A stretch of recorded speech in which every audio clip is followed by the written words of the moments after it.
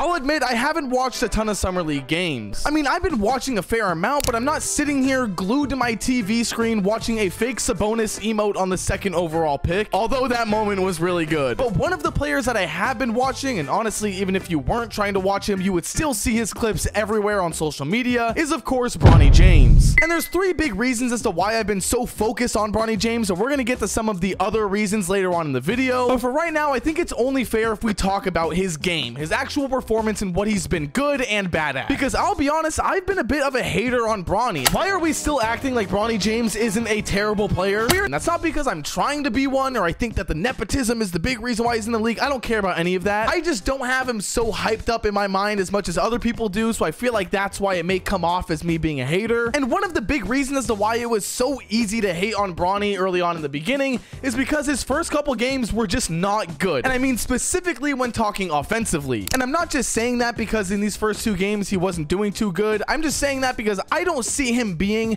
the guy going out and dropping 20 points every game, or even 15, maybe even 10. He is not going to be that type of offensive player. Maybe he'll be a nice catch and shoot or a reliable three-point shot player, but he is not going to be this scorer that a lot of people think of when they think of LeBron's kid, which I really want to try to refrain from mentioning LeBron, at least in this game section, but I do think that's important when talking about his offensive game and what people really expect from him, because no doubt he'd have himself a great couple jumpers here and there, but there were a lot of moments where you would catch him being more out on the wing and on the perimeter than you would him being able to drive in and cut into a lane and get an easy layup. A lot of moments like that were just a little bit confusing. But obviously offense isn't the only part of basketball, because even though social media wise that's the most important thing and that's the only thing people are going to look at is your shooting splits and all that type of stuff, Bronny is a really good defender, like really fucking good. And this is something that I didn't really take into account. I didn't really look at him on the defensive end because I was one of those people that was just looking for him to be a scorer and drop these big points and all these big performances and threes and whatever, but I was really just watching the wrong side of the game. And it's really funny that his defense went over my head and many other people as well when he said that his NBA comp is Davion Mitchell. I remember when he first said this, I thought it was hilarious because it was Bronny James. He has all this hype going into the league, and for him to compare himself to Davion, who at the time was a Sacramento King that was terrible on offense and a decent defender, sounds exactly like him, I found it to be really funny at the time. But after actually watching him in Summer League, he was right. That is exactly who he is. Davion Mitchell, when coming into the league or even playing in Summer League, was an elite defender. I mean, some of these highlights of him defensively, especially in Summer League, are insane to watch. I loved it so much as a Kings fan, but the offensive side of the game is where he struggled. And I don't mean to make this an entire video about Davion Mitchell, but this is exactly what we're talking about when talking about Bronny James. But let me stop edging you and actually get into some of his defensive highlights, specifically in their game against the Cavaliers. The mismatch defensively for Bronny in this game was pretty intense, with him having to guard Emoni Bates. But one thing he does great in this game, and specifically in this clip right here, is staying with this man, because even though he is sagging a majority of his time while defending Emoni Bates on the other side of the court, he does a great job at getting up and staying with him as he tries to drive in, because once again, Emoni Bates is a taller dude. This is a guy that should be able just to kind of drive by Bronny and use his height to get to that basket.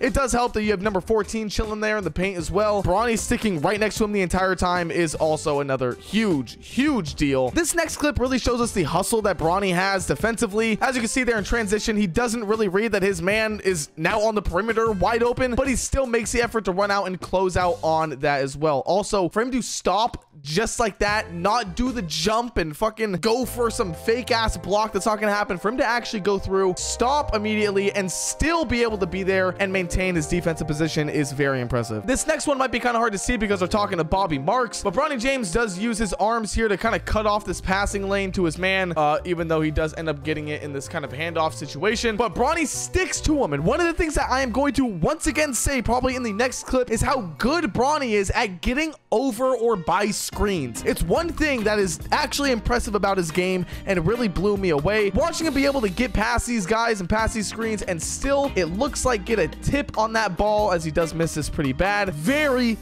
impressive. I absolutely loved this clip. I just got done saying this, and you're gonna see it again right here as Bronny is able to easily, and I mean physically as well, get past his screen right there. Just watch how he kind of shoves himself in between both the player with the ball and also the screener. And then right here we have ourselves a nice Bronny block, once again getting past that screen, not letting that knock him down or really affect him whatsoever. He still tracks down to get that defensive stop. I mean, these are the true highlights to his Summer League so far. All right, now that we're done with a couple of those clips, I'm actually going to go ahead and watch the Chicago Bulls and Lakers game that's going on right now, and I'll get back to you guys with a bit more highlights after this one. Okay, well, I guess I am not going to be watching Bronny's game because they shut him down for the rest of the Summer League. I'm pretty sure this is actually their last game, so it kind of makes sense. So I guess I should just get into my next overall viewpoint on Bronny, and that's the entire media spectacle. Everything surrounding Bronny, all the fan reactions and media outlets talking about him, because that's probably the biggest problem surrounding Bronny in the first place. And this is also part of the reason why I might come off as a Bronny hater. The way I view the media and fan interactions and overall reaction to Bronny James is that if you critique any point of his game, if he has a bad defensive game against the Kings, or if he's bad offensively against the Mavericks, and you call that out, you are immediately responded to with people saying, just let him play. He's a kid. He's the 55th overall pick. He's not supposed to be good. Even though it's just valid criticism, like he just didn't have that good of a game on that occasion, whatever, you are still looked at like some sort of attacker or someone who doesn't like Bronny because of the nepotism, all of this stuff. And obviously there are going to be people out there that disguise their hate for Bronny in that same way of just being, you know, critical of their game. But at the same time, even if I am a huge Bronny hater and everything he does I hate on it, that's not unusual in the NBA. We can look at Skip Bayless with LeBron James, but let's look at other things as well, right? Like Zion Williamson. He has gotten nothing but hate in these past couple years because he has been fat, injured, and hasn't been playing.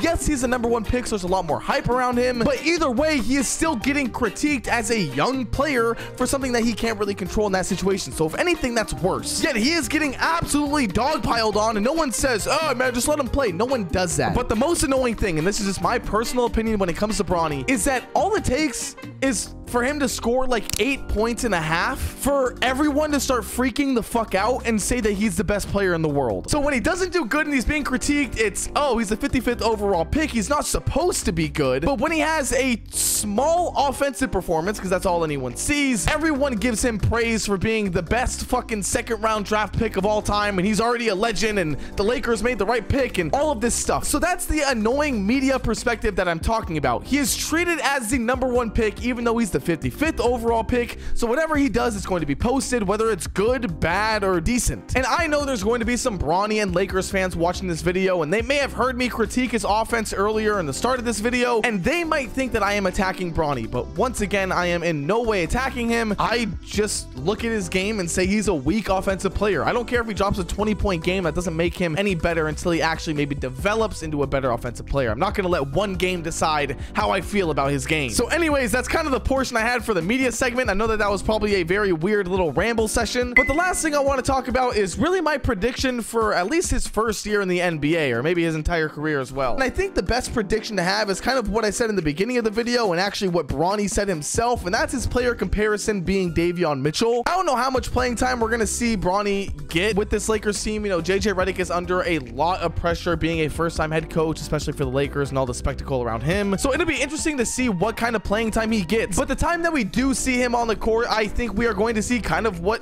we're seeing in Summer League right now, which is just a very great defensive player, maybe a couple three-pointers and a mid-range shot and a layup here and there, but he is definitely going to be a 3-and-D type player in the NBA, with the D being a little bit bigger than the three-point game. So yeah, I've been wanting to talk about Bronny for a very long time, but I really wanted to wait until we got a couple good sample sizes from him during the Summer League, and also just really sit here and develop my thoughts and how I actually feel about him and the entire perspective around him. So with that being said, if you haven't already, comment down below your opinions on Bronny. What do you think he's going to be like during this first NBA season? Either way, it's historic. You know, he's playing with his dad and all that type of stuff. But let me know down in the comments below everything that you think. I read and respond to everyone. And while you're down there, be sure to like and subscribe as well, as that does help out my channel a ton. Of course, my mic cuts out while doing the outro, so this is me editing this, telling you guys thank you all for watching, and I will see you in the next one. Later.